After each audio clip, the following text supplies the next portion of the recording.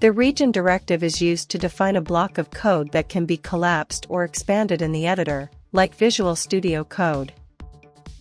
It's a way to group related code together and make it easier to navigate, especially in larger files. The region and end region keywords define a region of code that can be collapsed in the editor. This makes it easier to focus on different parts of your code without being distracted by sections that you don't need to view at the moment.